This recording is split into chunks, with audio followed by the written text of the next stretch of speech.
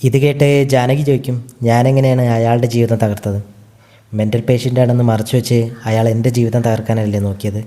അഭി പറയും, ഓരോരുത്തരും അവരവരുടെ ഭാഗങ്ങളല്ലേ ന്യായീകരിക്കാൻ നോക്കൂ. ജാനകി പറയും, നമ്മളോട് പക തീർക്കാൻ തന്നെ വന്നതാ. നമ്മളോട് ഇഷ്ടമില്ലാത്തവരുടെ കൂടെ എങ്ങാനും കൂടിക്കഴിഞ്ഞാൽ അവരെയും കൂട്ടുപിടിച്ച് നമുക്കെതിരെ തിരിയുന്നൊക്കെ. ജാനകി ഇതൊക്കെ പറയുമ്പോൾ അഭി പറയും, ഇനി അവർ ഇങ്ങോട്ട് വരുമെന്ന് പേടിക്കണ്ട, ഞാൻ അവരെ അങ്ങോട്ട് പോയി കാണാൻ പോകാമെന്ന് പറയും.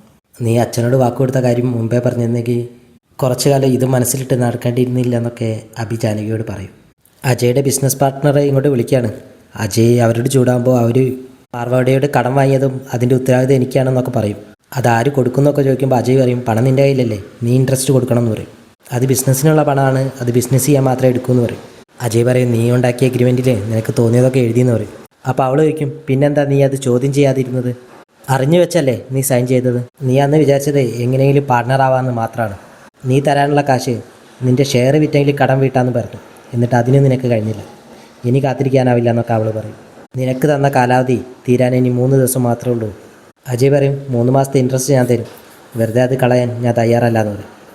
അവൾ പറയും, 4-ാം നാളായിക്കഴിഞ്ഞാൽ ഞാൻ അങ്ങോട്ടേക്കൊരു വരും, ഒന്നെങ്കിൽ പണമായിട്ട് ഞാൻ പോരും, അല്ലെങ്കിൽ നിന്നെയും കൊണ്ട് ഞാൻ പോരും എന്ന് പറയും.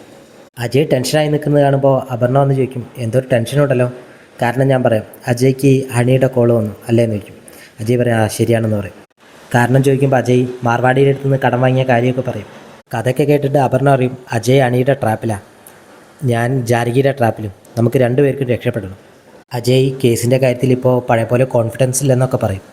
അപർണയുടെ ആവശ്യം എങ്ങനെയെങ്കിലും ആ കേസ് തള്ളിക്കളയണമെന്ന് മാത്രമാണ്.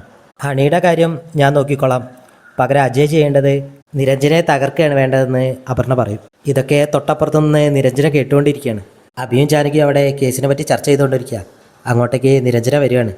ഹണി റോസിന് അജയ് കൊടുക്കാനുള്ള തുക കേട്ടിട്ട് ജാനകിയും അഭിയൊക്കെ ഞെട്ടിത്തരിച്ച് നിൽക്കുകയാണ്.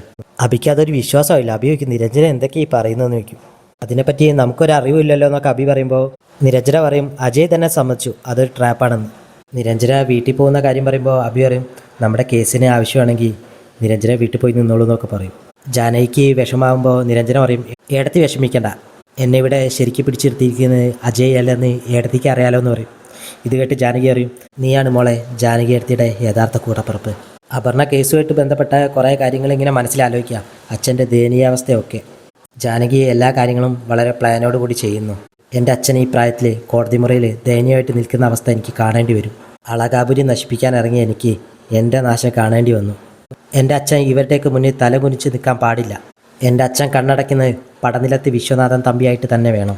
അച്ഛൻ നഷ്ടമായതൊക്കെ തിരിച്ചു പിടിച്ച് കൊടുക്കണം എനിക്ക്. അങ്ങനെ ഓരോന്നായിട്ട് ഇങ്ങനെ മനസ്സിൽ പറയാണ് അപർണ. അപർണ പശുപതിയെ വിളിച്ച് പറയും, നിങ്ങളെനിക്കൊരു ഹെൽപ്പ് ചെയ്ത് തരണമെന്ന്.